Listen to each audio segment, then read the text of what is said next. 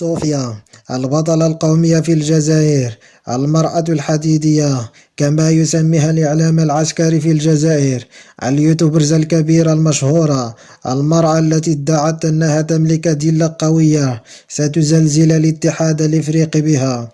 السيدة التي باعت الوهم للجزائر وباعت لهم فكرة أن المنتخب الجزائر سيتأهل إلى كأس العالم في قطر مكان المنتخب الكاميروني. هذه المرأة ادعت أن الحكم قسامة تلقى رشوة من أشخاص تعرفهم وستفضحهم بأسمائهم في الوقت المناسب. المرأة التي استطاعت أن تسيطر على العقول الصغيرة في الجزائر وحققت تربح من هذه الضجة، وقد أشارت إلى أن السيد فوزي القجع رئيس الجامعة الملكية المغربية هو رئيس العصابة التي تكلفت بإرشاه الحكم الغامبي لكي يغيب المنتخب الجزائري على العرس العالمي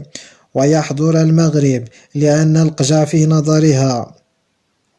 يخاف أن يحقق الجزائر إنجاز تاريخي.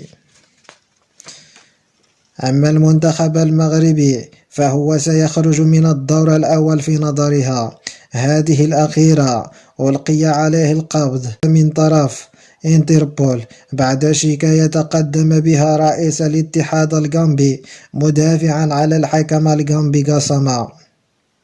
وحققوا طويلا مع صوفيا